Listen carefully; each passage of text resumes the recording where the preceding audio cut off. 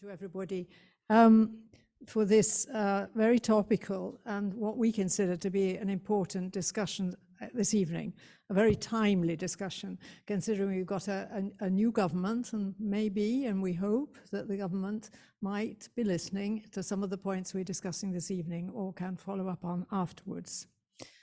Our upland landscapes of England and Wales are, as we all know, much loved. Many are national parks, and one, the Lake District, is a World Heritage Site. They're visited by millions of visitors who see them as havens of peace, or many of them do, from busy lives.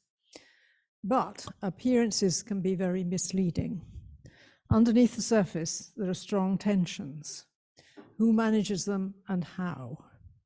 What is the role of the farming communities, who in many areas have been there for generations? What cultural benefits do they deliver, as well as the many environmental benefits that we know about? A year ago, unrest amongst farmers in Dartmoor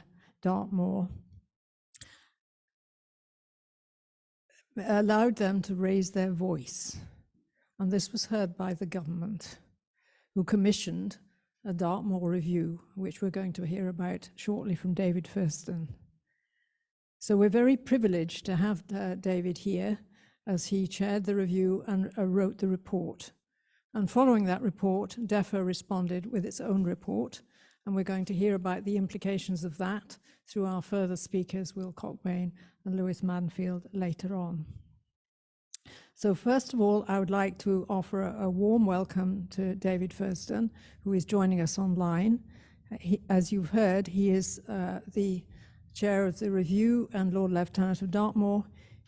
He also has a long history in farming and rural issues, including being President of the Country Land and Business Association, and he chaired the government's Future of Farming Review. Yeah.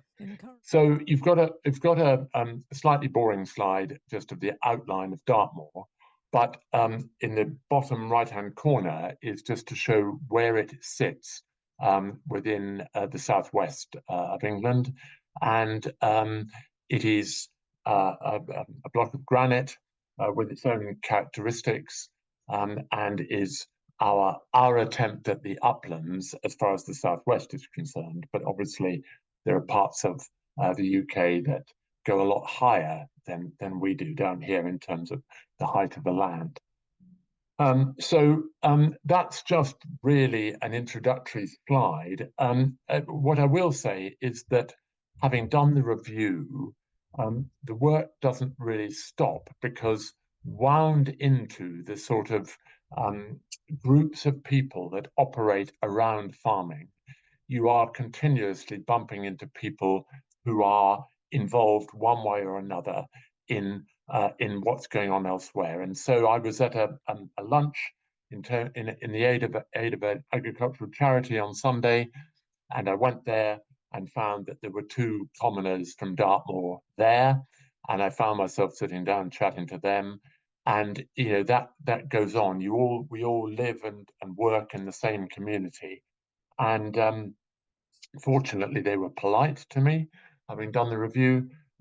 But it was good to have a chance to chat.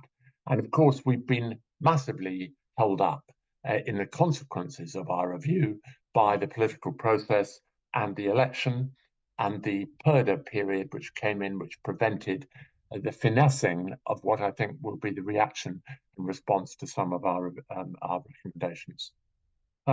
So could I have the next slide, please?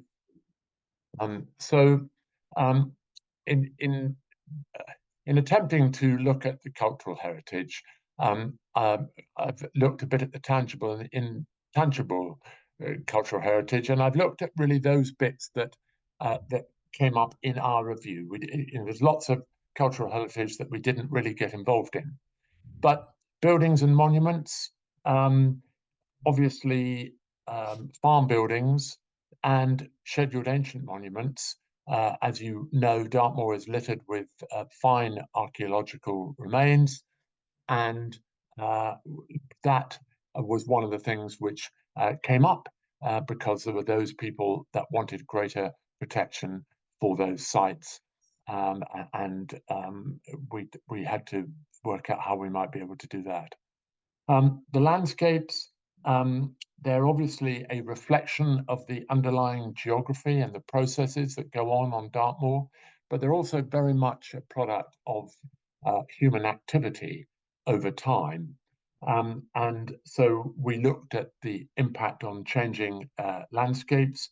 We looked at changing traditions too, and the types of farming and the traditions involved in that.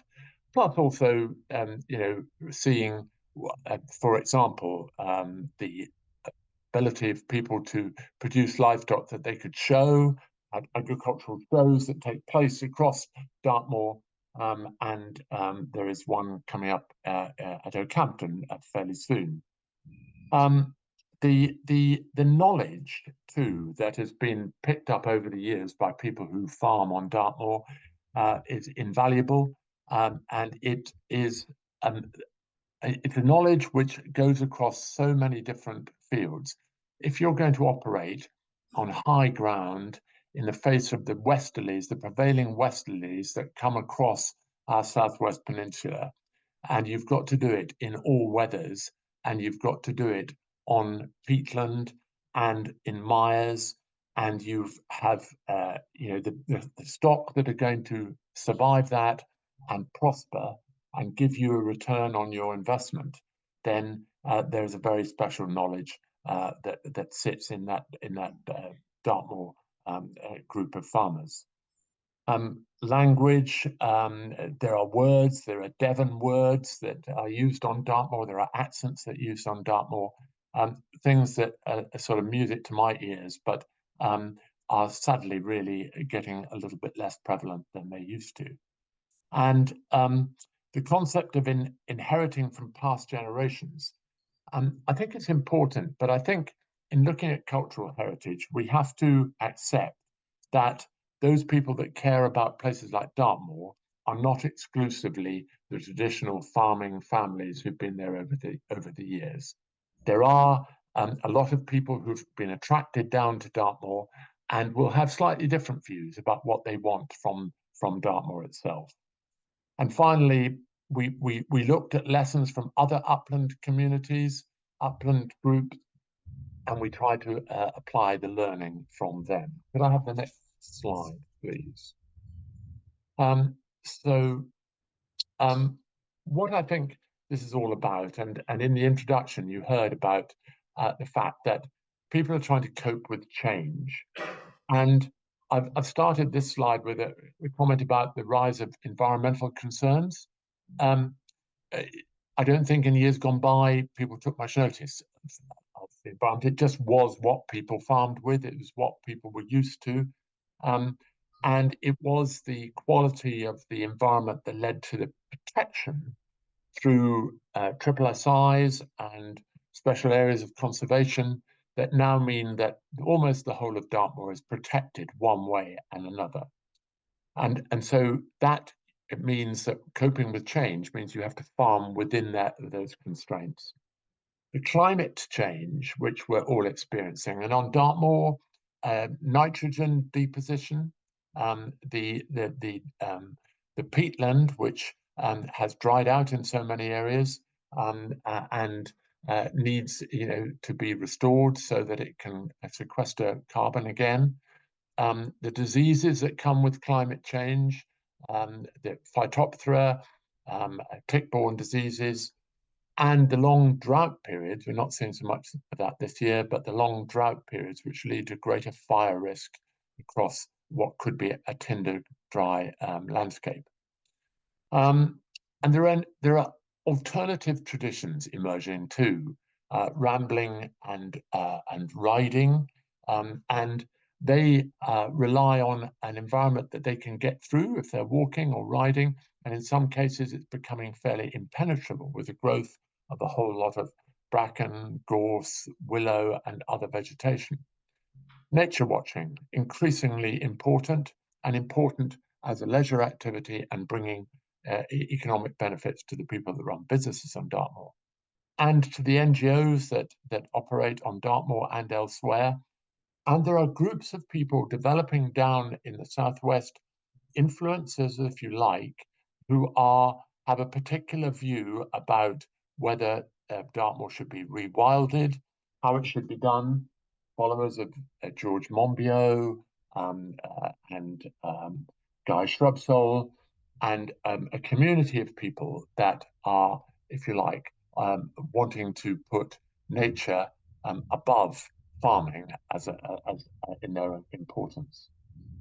There's the role of Natural England, the government's official advisor on nature, and a body which has had extreme cuts in its resource over the last number of years, so that they have not really had enough people on the ground to be able to fulfill the activities that they would like to regulate. We've talked about archaeology, and finally, but of course, archaeology is linked to grazing patterns, and if you don't graze and scrub grows and the roots get into the archaeology, then it's not doing the archaeology much good either.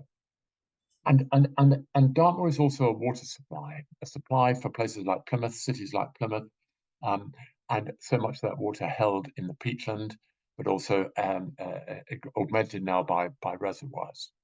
Could I have the next slide, please? Farming changes.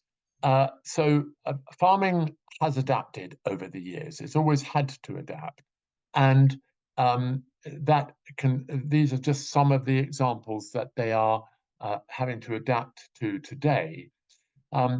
Buildings, traditional buildings, aren't always fit for purpose for modern agriculture, but the planning system controls very much within Dartmoor what can happen in terms of new buildings. So getting new buildings available, probably on the home farm for farmers, and what the design of those buildings and so on are, is important. Markets, that you have to play to the market for your produce and for the public goods that you produce, are constantly changing. We know all about the discussions there are about the supply chain of food and locally sourced and so on, and the question of the value and price of food, and public goods, obviously increasingly important in giving an income stream for farmers. The systems that have changed over the years, starting with transhumance, different forms of people putting their stock on the moor, and that's evolved over the years. Breeds have changed, calving patterns have changed, and patterns of leering and swaling, otherwise known as hefting and burning.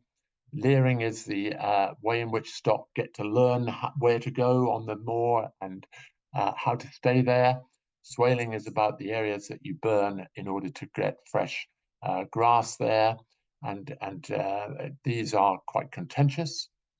Stock numbers and the fact that as stock numbers reduce, there isn't the pressure of stock to keep the other stock up where they're meant to be, so they lose their instincts of where they're supposed to go. Support payments, which change regularly and are requiring certain activities to be undertaken in order to receive that money. And the traditions, some of which continue but in a slightly different way. For example, the gather of the ponies on Dartmoor, which now takes place not on horseback, but with quads and bikes, electric and diesel bikes, where people are riding and rounding up the ponies. And the tick-borne disease, which means that in some cases, the immunity of the livestock is lost once they're brought off the moor, and the need to preserve them in a place where they have built up a resistance to diseases like looping ill and redwater fever. Could I have the next slide, please? The farmers and commoners who are responsible for so much of this cultural heritage, I asked the question, is it still a homogenous group? And I'd be interested in Will Cockbain's thoughts on that, but they aren't as homogenous as they used to be. And why is that? Well, because they are facing different challenges, and they're tending to choose different directions to go in order to deal with those challenges.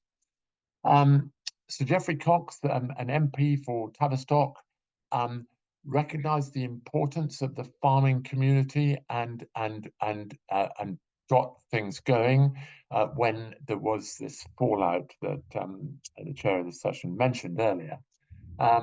It may or may not be a coincidence that he was one of the few Tory MPs to survive the election. And he'd put in a lot of work with farmers on Dartmoor. The influence of diversification, of course, does take some farmers in the direction of managing people rather than livestock. And the leisure and amenity industry, if I can call it that, on Dartmoor is an important source of income to people. But once you start diversifying, then actually, if your secondary income becomes your primary income, then you don't have so much in common with those people still just relying entirely on farming. There is a Commoners Council, which is designed to help people to come together and deal with the challenges that commoners have and to support them in doing that. There are commons associations, which have more local commons, and they facilitate the running and the rules of those local commons. But above all, you have only 20% of commoners are active commoners, and the remainder are commoners that have common rights, but don't necessarily exercise them or are paid not to exercise them. And so it's a complicated area. And what I found in the review was that there was remarkable level of disagreement between farmers, which was disappointing because if you are going to face the challenge they face, trying to do it in a sort of unanimous way seems to me to be what we should be aiming for. Could I have the next slide, please? So I've been asked not to just go through the review with you. It's available for anybody that wants to see it. But I wanted to bring out just a few things from it. So the important thing really was that we had terms of reference in which we had to operate. But the main purpose of the review was to look at the protected sites on Dartmoor and how they should be protected and preserved. And they are based on triple SIs, which very largely have special features which are identified that are in terms of plant and animal life and bird life and indicators that are seen to be a threat from too much grazing. And the difficult thing is that the heavy overgrazing that took place and really damaged nature on Dartmoor stopped quite a while ago. There were headage payments available from European money that meant that people should try to have as many stock on there as possible. That was changed. The system of support payments for farmers was changed and moved to environmental payments. And yet there doesn't seem to have been a recovery. And the farmers, the thing that gets them most wound up is the fact that they tried to do what Natural England have asked them to do and reduce their grazing pressures. And yet there doesn't seem to have been a recovery in nature. And those triple SIs, the sites of special scientific interest, which are the model and the measure that are used by government to tell whether Natural England is doing its job properly, they don't seem to be improving. So we went about trying to float a few ideas amongst people. We did an awful lot of listening. We met an awful lot of people. We took a lot of evidence. And we tried to come up with what on the next slide, I think, and my final slide will be really our recommendations. So if I could see that next slide, please, that would be good. So really, our recommendations were around trying to give farmers viable businesses. And that meant being able to have the critical mass of stock that you could run a proper livestock enterprise. that you knew what you were getting money for so that you could plan your business in order to get money from that.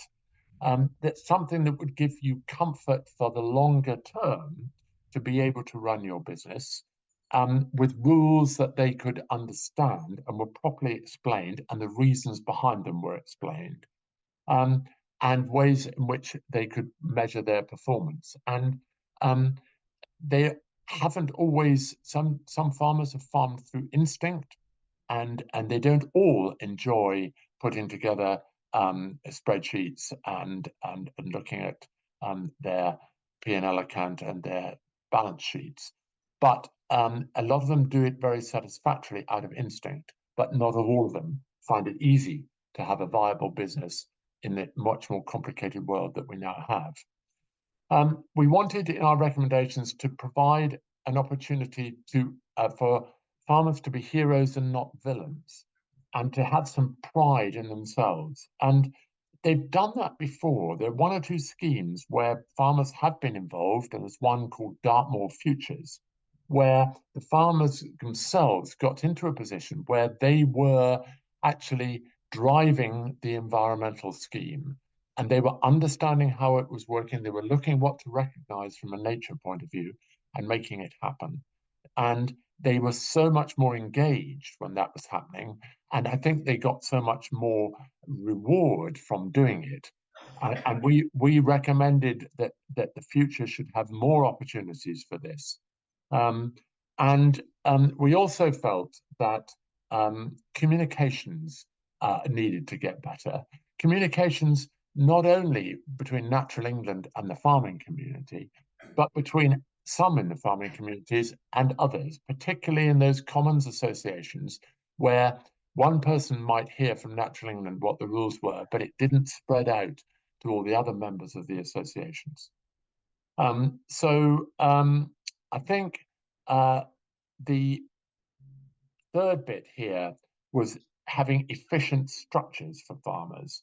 And how do their organizations work, and do they help them? And that includes the trade associations that represent farmers, the NFU, the CLA, the Town Farmers Association, and also the organizations that we've mentioned that are set up for themselves on the commons, like the commons associations. What is the right structure for Dartmoor? And our main recommendation was that there should be a land use group on Dartmoor, which had quite wide-ranging ability to try and be a neutral space where people who had different views about what they should have on Dartmoor could actually talk and understand each other. We felt it needed a strong independent chair who would chair that group and would take them forward, and would actually insist on people explaining where they were coming from. And both sides, if I can call them two sides, the environmental movement and needed to explain why that certain recipes would succeed and would help biodiversity and were worth investing in for farmers. And the farmers had to show that they understood that some of the money on the table these days to help farmers was with a purpose of improving the environment, and not just to prop them up in their very marginal businesses, difficult though that is. And the changes that we've seen in agricultural support have moved away from just support payments to ones that are allied to working on the environment in a way that they had to learn more for.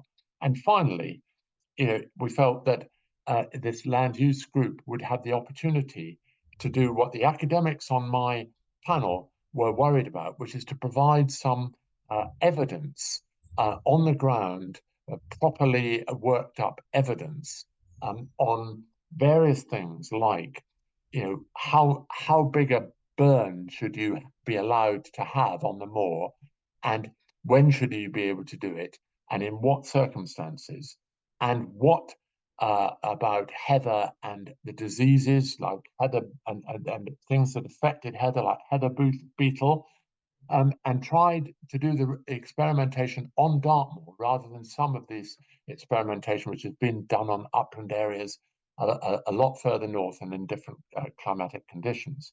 What about nitrogen deposition? How much is it really happening? How much does it encourage the growth of Molinia grass, which is one of the biggest bugbears to farming on Dartmoor? What about different grazing patterns? What about electronic no fence collars, battery operated no fence collars, and the technological inventions that could help them in their future? So we hope that that our recommendations for the group will survive the change of government. We had some support. We had quite a lot of support from government in their response to our review, and we hope that we will actually be able to move forward in some of the new schemes, like landscape recovery schemes, that are bringing more people together to try and collectively and holistically find a future for Dartmoor that also preserves the cultural heritage there. So I think at that point I'm going to leave it, and thanks very much for listening. Please move on to our second speaker, who is Will Cockbain, who is a Lake District hill farmer. And as an NFU National Upland spokesman, he played a leading role in the negotiation of the Upland's entry-level support scheme for farmers. He was on the board of Natural England for 7 years, and most relevant for today's event, he was appointed to the Dartmoor Inquiry Panel, and you've already heard David referring to him. So we very much look forward to your presentation, Will.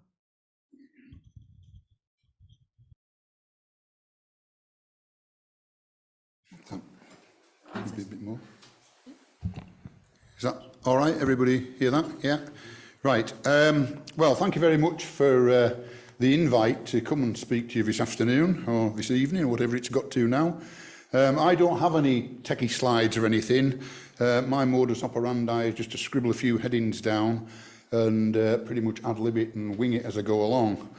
But before I start, I would just like to thank David Fursdon for the very professional and impartial way that he actually chaired the Dartmoor Review panel, and also to Simon Lunnis, who helped him write the report up. And to my fellow panel members, acknowledge my fellow panel members for the way they carried out the inquiry with professionalism, integrity and honesty. And I really do hope that the incoming government takes on board the findings of that report. And I would also like to recommend, if some of you may have read the Dartmoor report, I don't know, but in reading the Dartmoor report, please also read the report done by Baroness Rock on tenants and how to make life better for tenants and what we need from the tenanted sector, because I personally think the two reports dovetail together quite well. Now, I am going to touch on Dartmoor, obviously, but then I'm going to spread it out a bit wider, move up to the Lake District, talk a little bit about heritage and culture, living landscapes, public money for public goods, and hopefully right at the end, maybe even throw out some solutions that I think may help the situation.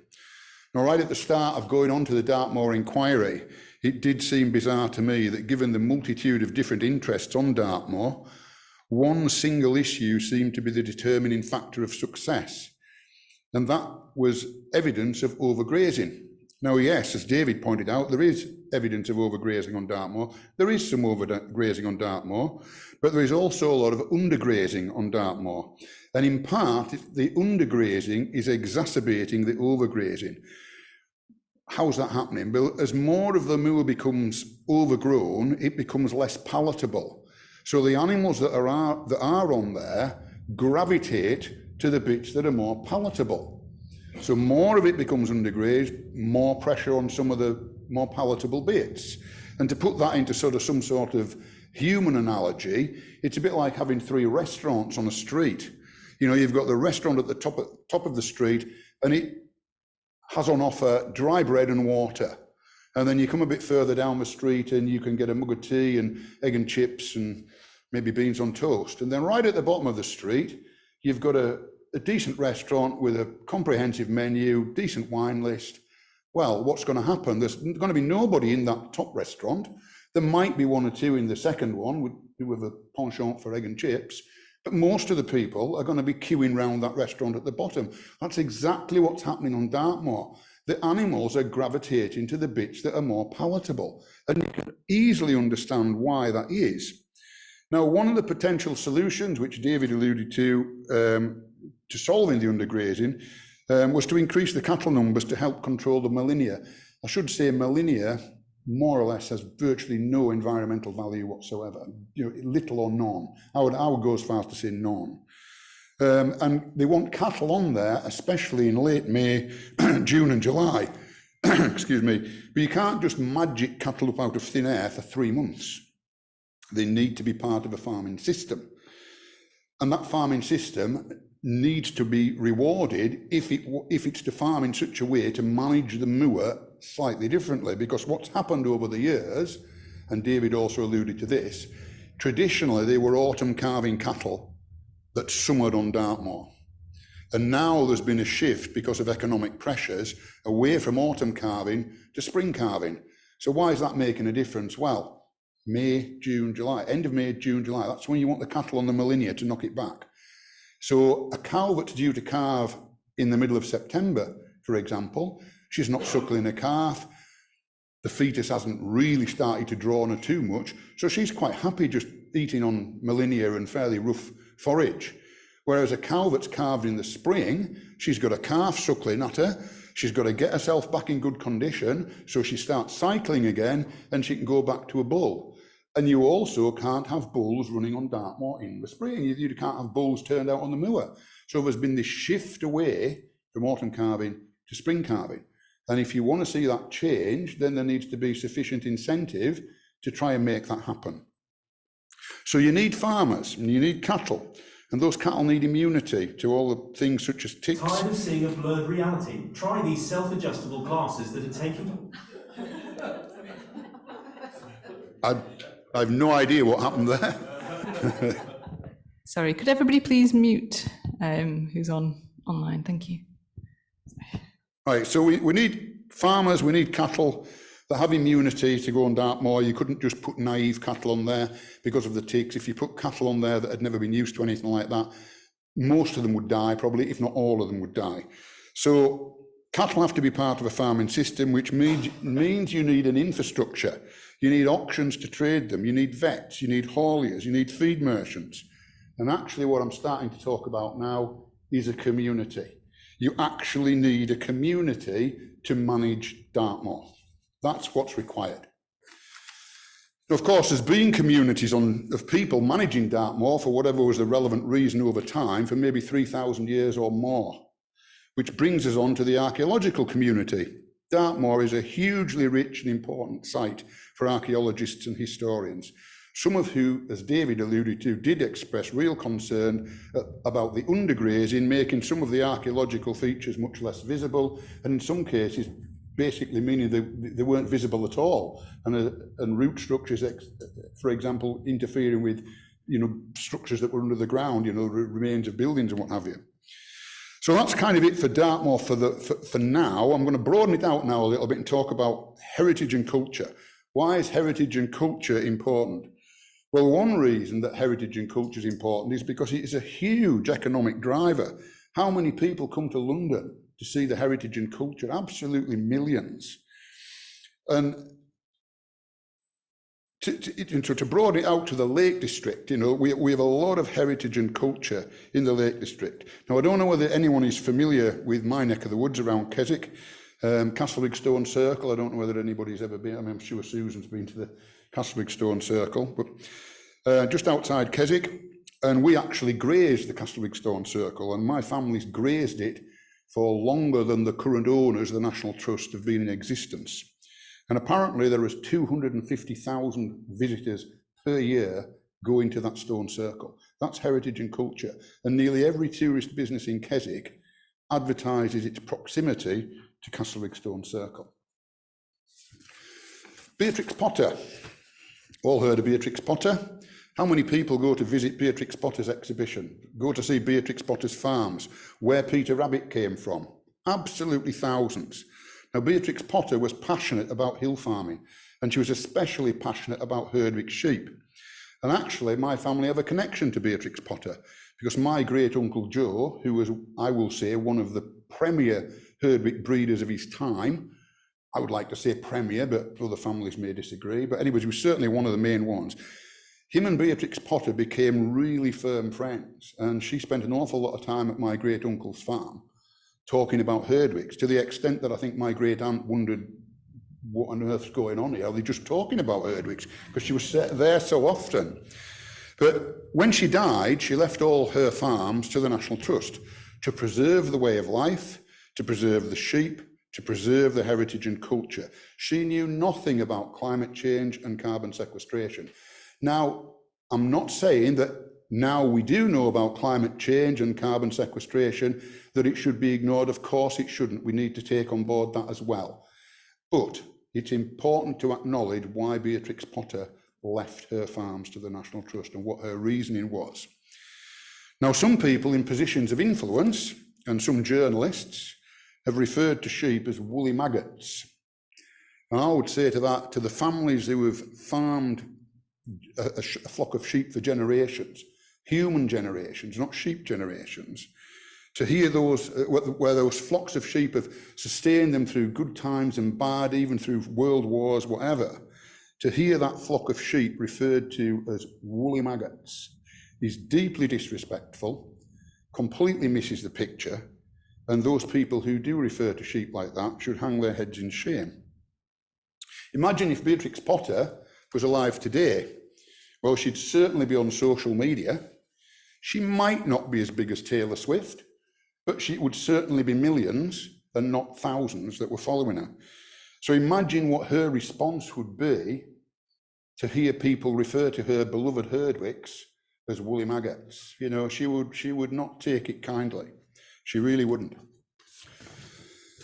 Of course, what we're talking about here is a living landscape, and people visiting an area, appreciating that living landscape in ways that is extremely difficult to actually capture the economic value of. So I'll give you a little example of that, and this is going back nearly 20 years, but it's absolutely gospel truth. And there was one morning, it'd be about 9 o'clock in the morning, it was late March, and I got this bale of hay on my back, and I went across the Beck stream, Beck's a Cumbrian word for stream, up to an allotment, an intake as we call them in Cumbria, an intake, enclosed piece of land just off the fell. And there was this middle-aged couple stood at the gate, and I said good morning to them and how they exchanged a few pleasantries. And then I went through the gate about 30 yards, and I shouted the cattle down, and I threw the hay out in a few heaps, and I could hear his camera click, click, click, click, click. She must have taken 25, 30 pictures. And I came back to the gate, and she says, we've been in the Lake District a week, and we've really enjoyed it, but that is the high spot of my week. That is the high spot of our week, that. Now, my initial reaction was, you really need to get a life. But, of course, I didn't say that. I exchanged a few more pleasantries, and then I got to thinking about it, walking back down to the farm, and when I went into the house for a cup of coffee, I thought, right, well, they've obviously got a lot out of that. Me, a peasant, feeding a few sheep, feeding a few cattle with a bale of hay. Yet they've got a lot out of that. So next time they're planning a breakaway, they may just decide, well, I'll tell you what, why don't we go back to the Lake District? Why don't we go back to where we saw that farmer feeding those cows and calves? So somebody's bed and breakfast, somebody's hotel, somebody's restaurant, somebody's cafe, somebody's petrol station benefits from that in a huge way. But you cannot capture that meaningfully in any sort of way that an economist could crunch the numbers. I'll give you a second example. I was at a place called the Britannia Inn, which Susan will also know, in Elterwater a few years ago, with my wife for dinner. And there was these three guys on the table next to us, and they were chatting away, and we started to chat. And then they started to tell us that they'd been up the fell in the afternoon, and then they decided to stay, have a sit down and a cup of tea. And he said, we couldn't really work out what was going on, but we could hear all this whistling and dogs barking. And then we started to observe lines of sheep coming through the bracken, and then another line of sheep coming from somewhere else. And we're absolutely fascinated. And eventually all these lines of sheep came into one flock. And then they all went through into a field, and the farm, about 4 or 5 farmers and about a dozen dogs, all disappeared. And I said, so how, what you've seen is farmers gathering the sheep. So How would you describe that experience? Absolutely fascinating, seen nothing like it in our lives. You know, their main hobby, they were all Manchester United supporters. They were all quite well-paid people. I said, well, at the time I was the NFU's national Upland spokesman. I said, well, you know, how would you kind of equate that to an experience? He said, well, it cost us about £100 each to go to watch Manchester United. This is when Alex Ferguson was manager in Man United with the top team. And he said, we'd put it kind of on a par with that. It's not quite as exhilarating as watching Man United win. It's not quite as on the edge of the seat, but it's a damn sight more interesting than watching them lose. And they were paying £100 each to go and watch Manchester United. And that was their own analogy of trying to put a price on what they were watching was a living landscape at work. And how do you put a price on someone's enjoyment?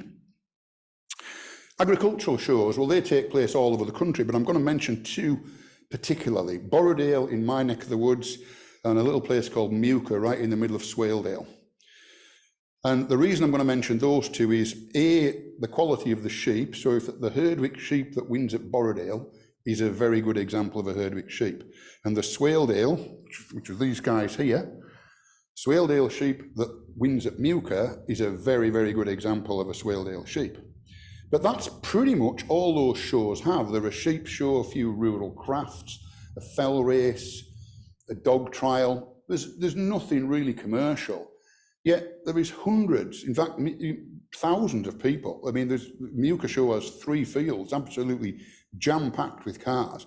People, the B&Bs roundabout get filled up when there's going to be a Borrowdale show on and when there's going to be a Muka show on. And all it is really is the people of Borrowdale and the people of the Dale, if you like, Swaledale, they don't refer to it as a valley, they refer to it as a dale, saying to the general public, this is who we are, this is what we do, come and share our day with us. You know, you just can't capture that value well enough to make sense of it to government, unfortunately. So which brings us on to the post-Brexit mantra of public money for public goods. Well, who decides what public goods are? It's certainly not the general public. You know, in many cases, it's government ministers or civil servants or whatever that actually decide what public goods are. And I think it was in 2006 when I was NFU National Upland spokesman at the time, and there was a guy called Martin Nesbitt who came over from Treasury to DEFRA. And it was ahead of the Uplands entry-level scheme, which I led the negotiations on for the NFU, being started. The process hadn't started, and Martin Nesbitt's role was to come and have a look and see, well, is it really worth pumping all this public money into the Uplands? So he spent 2 days with me, and we went round areas in the Lake District, and then I went down into the Yorkshire Dales, around Swaledale, Muka, and all these sorts of places. And he never said a lot, Martin. He was quite a shy sort of a guy, so I wasn't really sure how it was going most of the time. And it was at the end of the 2 days, I said, well, okay, what do you think? And he said, I think these communities deliver an awful lot. I think they deliver an awful lot in ways that's not easy to capture. I think there's a lot of maintenance of the landscape, the stone walls, etc. There's a lot of good stuff here, but I've also noticed how economically fragile they are. So he was convinced, nothing to do with farming. He was from Treasury. He was a numbers man, but in the course of 2 days, he became convinced that what he was seeing was worthy of support, worthy of public money for public goods. And there was a report done by DEFRA back in 2013, December 2013, it was actually published, and it was written by a guy called Robin Mortimer, who was a DEFRA director, and Guy Thompson, who was one of the exec directors at Natural England. And I would like to consider them both friends. I knew them both well at the time. And that report actually makes mention of the public goods and how important farming communities are, and how important it is. And they particularly emphasise the 3 pillars that need to be maintained, and that was economic, social, and environment. So yes, environment's there, but so's social, so's economic. Unfortunately, nowadays, that's seemed to have lost traction. You know, we're down a route of purely environmental. So apparently food is not a public good because it has a market value. And I think if you actually carried out a survey amongst the general public, they would probably disagree, especially those on low incomes who struggle maybe to buy food. And certainly we've seen it in the last 2 years. Once shelves are empty in supermarkets, it causes a bit of concern. So food is not a public good because it has a market value. But governments over time and from across all political spectrums have supported all sorts of industries. So let's just look at the car industry. Now, there's been millions pumped into the car industry one way or another. And the last time I looked, correct me if I'm wrong, a car does have a market value. It's a totally different set of rules. So, and they aren't paid to produce less cars. They just get paid to produce cars, protect jobs and help the economy. So why have we got such a narrow parameter? Why have we got such a narrow focus for farming? Why not look at the bigger picture of what else upland farming communities deliver in the terms of landscape and its maintenance? And we could also take a look at habitat regulations and make sure that we reward what environmentally good looks like in all its forms, not just a very narrow single metric. Finally, and I'm getting to the end now, return to Dartmoor. Dartmoor was designated a site of scientific interest back in the late 80s. We refer to it as one site. It's actually there were several designations. There are several different SSSIs on Dartmoor, but we tend to sort of think of it as one. Now, Dartmoor was, is, and will always be a site of special scientific interest to many, many people.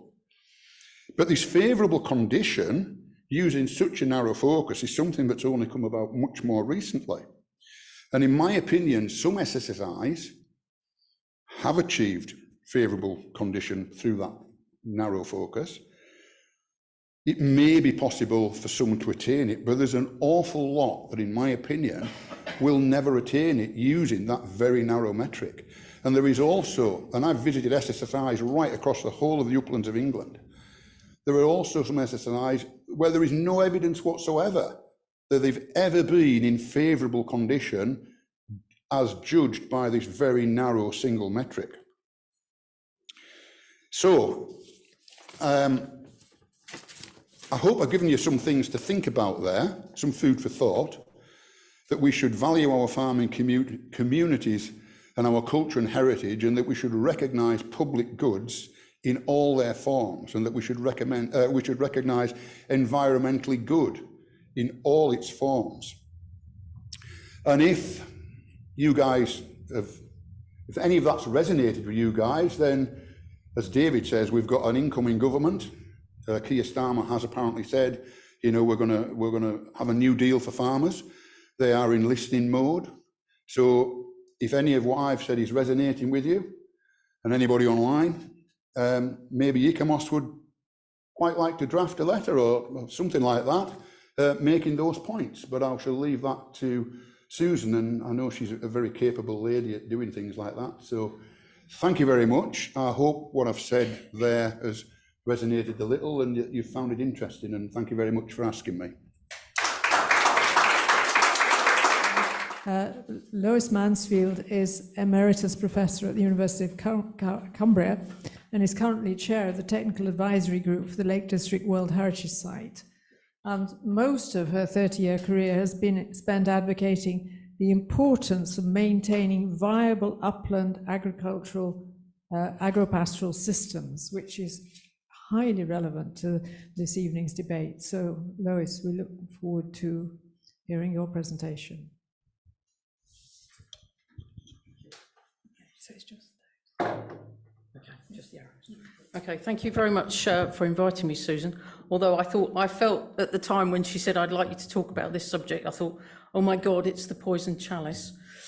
What Susan's asked me to talk about is to try and step back a little bit and think about what the Dartmoor Review has set up and what it's telling us about how we look after uplands in this country in relation to their cultural value, but also to reflect a little bit on the DEFRA response to the Dartmoor Review and whether the combined effect of the Dartmoor Review and the DEFRA response actually heralds a new direction of how we approach landscapes in this country and perhaps in other places as well.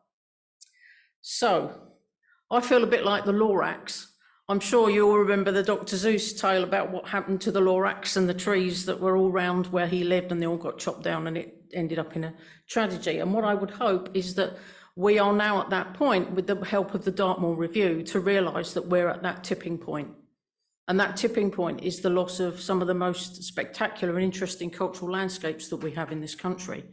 And the people who farm those landscapes are the linchpin in that system. And therefore, the tale of the Lorax is we need to help the farmers, and we need to make sure that we're thinking in a different way. And that's what I believe the Dartmoor Review and the DEFRA response have managed to achieve in a very short space of time. And these are things I've been banging on about for 30 years, but I'm a sad little academic in the north of England, so there you go.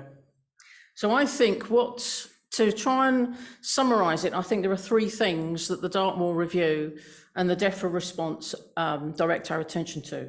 Is first of all, they tell us that we need to be thinking about landscape scale, large scale territorial management is the only way forward. We can't be thinking on a farm by farm basis anymore. We need to be looking at large blocks and large areas. Secondly, the Dartmoor Review was very keen to stress that Dartmoor is a multifunctional landscape, and I'll talk a little bit more about that in a minute. And thirdly, that good governance is the key to success. And for me, I think that third thing is actually the most important. It's about people. People make things happen. It doesn't matter what's going on the ground. If people aren't committed and they don't act like the Lorax, then we're doomed. So what is a landscape scale approach? Well, it's basically understanding there is an importance in connected systems. And you may be familiar with this diagram in the middle. It was devised by Caris Swanwick at the beginning of 2002, about what we think a cultural landscape is. And that cultural landscape is a very good example of something that's talked more about internationally as a socio-ecological system. And what that means, it's an ecosystem where people are an important component in making that landscape and making the way that landscape looks. And there's an awful lot of material out there, if you want to look at socio-ecological landscapes, about the importance of people coming together to form landscapes that have an ecological basis to them. And another way of looking at that is it is a cultural landscape. That's another way of saying the same thing. So cultural landscapes are socio-ecological systems. And in turn, those cultural landscapes are managed and protected in all sorts of different ways globally. And obviously, the most important for today's point of view is that they are the combined works of nature and people, and that's the UNESCO definition in relation to a World Heritage Site. Secondly, there are other systems out there that we need to be thinking about that also appreciate the importance of people working with nature. Another designation is from the FAO, and they're known as globally important agricultural heritage systems, recognising that heritage and agricultural activity and the longevity of agricultural activity creates cultural landscapes. Third, there's an organisation known as the International Partnership for the Satayama Initiative, and that's a Japanese-derived initiative that spread from the eastern side of the world over to the west, about thinking how landscapes, again, are socio-ecological systems. They need people in order to maintain the ecological interest that we find in them. And then finally, there are organisations at the national scale, like the Dartmoor National Park, who are there with their remit to preserve the countryside, conserve the countryside, improve recreation, but also think about the social and economic fabric of their area. So there are different ways of approaching how we can think about landscape scale management. Secondly, we must remember that these landscapes, like Dartmoor, are multifunctional. Now, to explain a little bit more about what I mean by that, is that there's all sorts of stuff going on in the same space. And what that is, another way of thinking about that, is you can't just have conservation sites and biological sites. There are people who have to go in there and they have to manage them for various purposes. It's what's known as fortress management.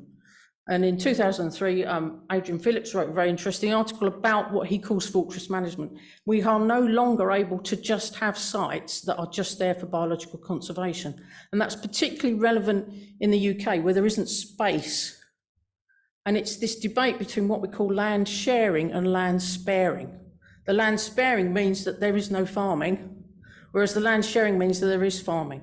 And there are all sorts of examples where you need farming to perpetuate different biological habitats, but you also need farming to maintain cultural landscapes.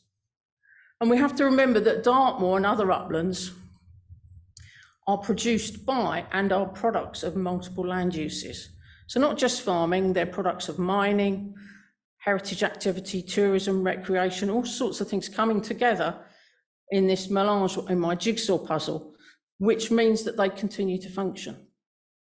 And farmers sit in the middle of that somehow, as Dave and as Will have said, because people are involving in diversification, they're doing all sorts of things that enable them to continue to farm, but also bring in some sort of viable business.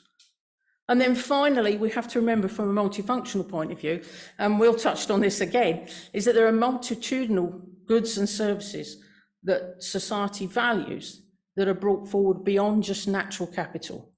And we talk a lot about natural capital in this country and globally, but there's social capital, there's human capital, there's cultural capital. So there's all sorts of other capitals out there that we need to be thinking about, not just natural capital. Yes, it's important, but in order to have that natural capital, we need people looking after it. We need human capital. And the relationship between human capital and natural capital is a socio-ecological system, and that's a cultural landscape. So you begin to see that you can stack these ideas up and how important they are in relation to the importance of multifunctionality. We need to keep these landscapes going with all these different activities, because at the bottom line, it helps with our natural capital and the management of our natural capital. The third thing I want to talk to you about is good governance.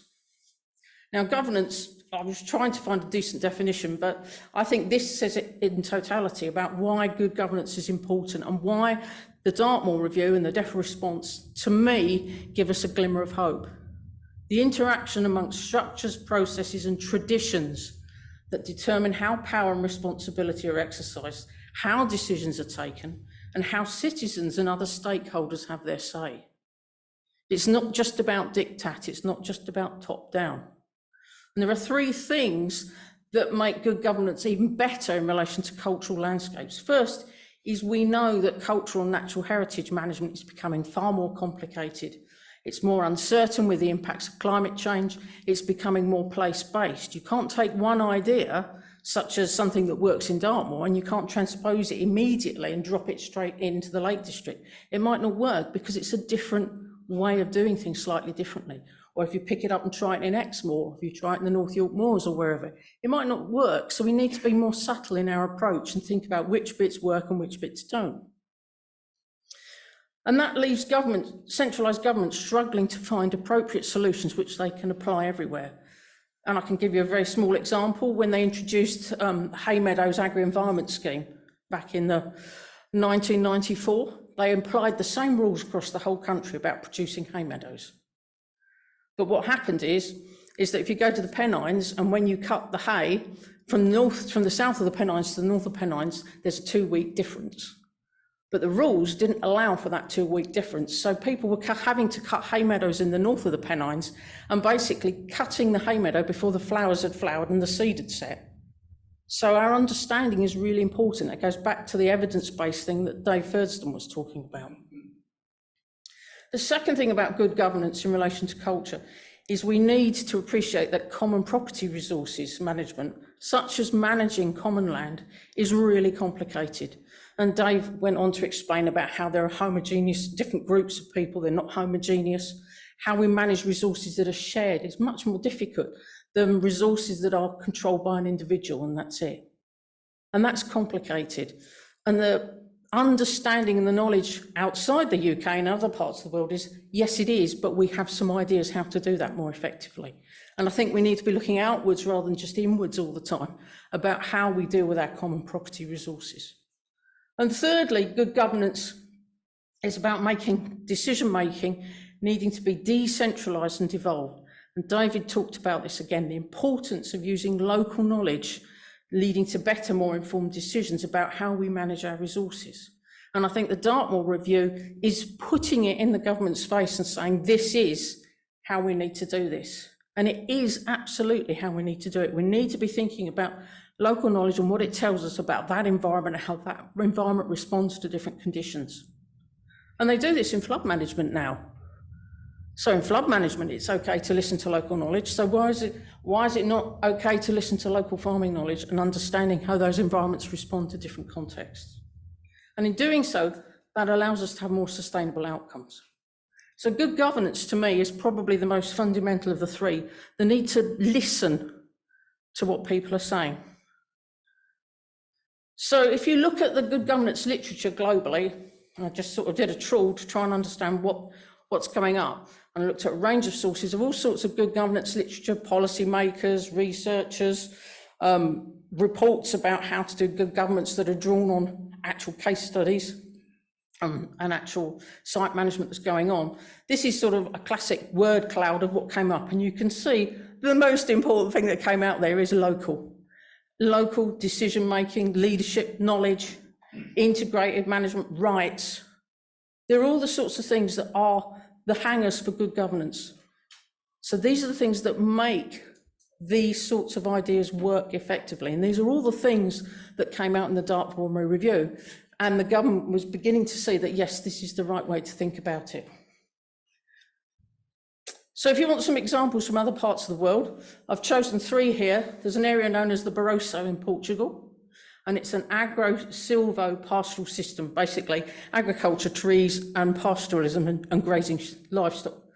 And so they, in Portugal, they operate a globally important agricultural heritage system.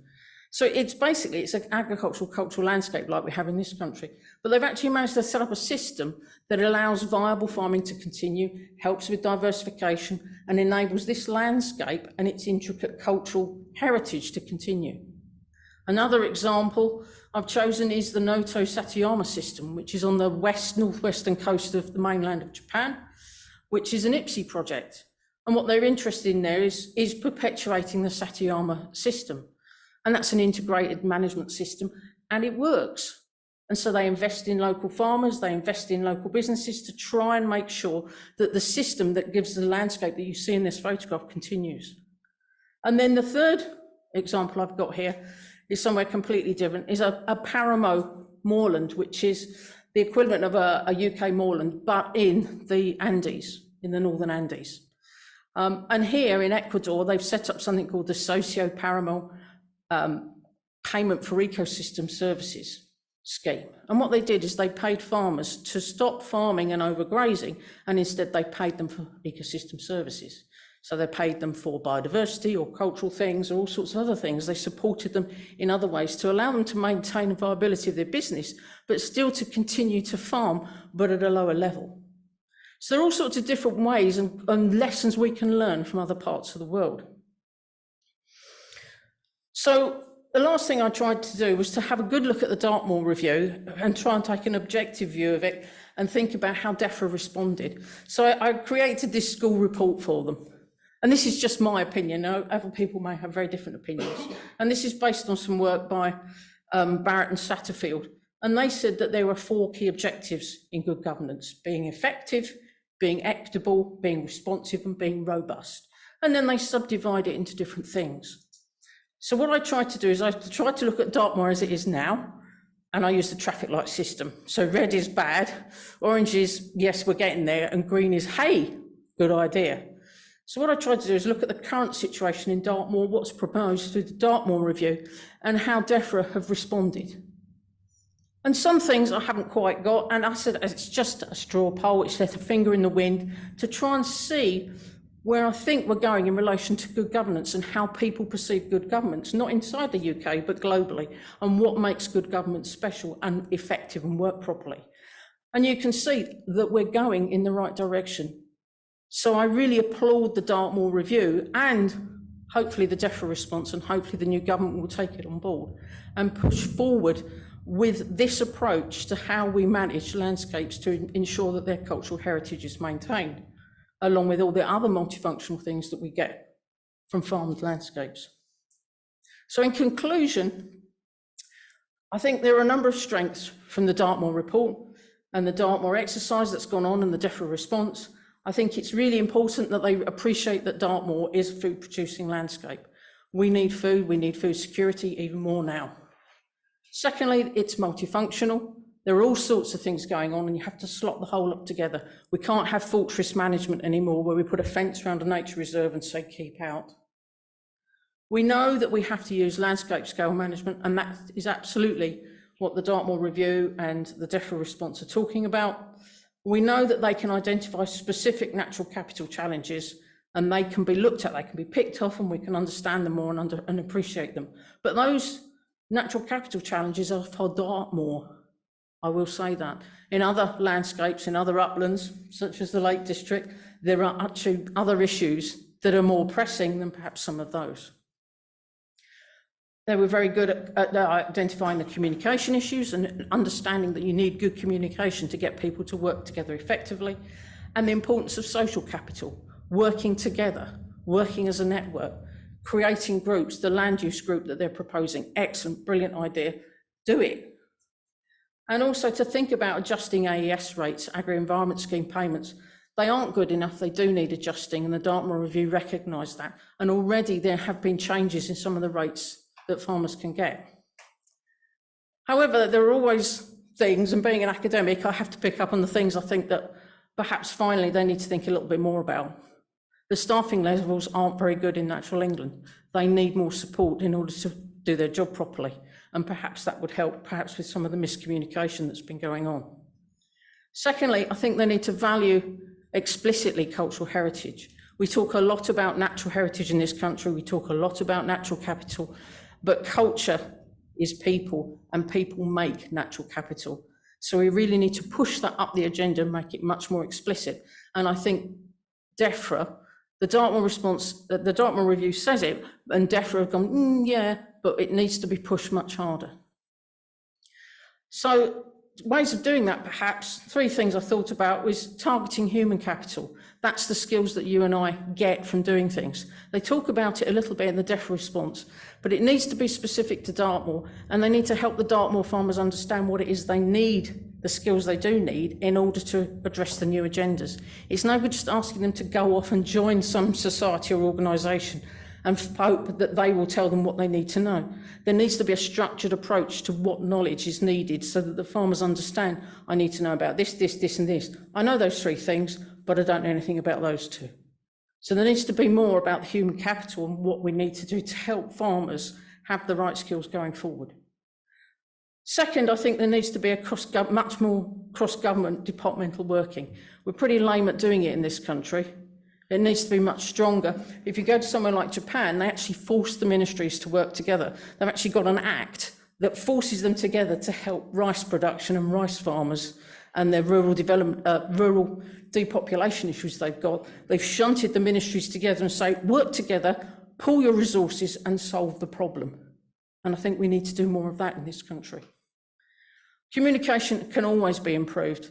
It's never great. You just need to keep going, and you just need to keep banging on, and you need people to talk to each other. There's too much silo talking, and we need to be more integrated in the way we talk to each other.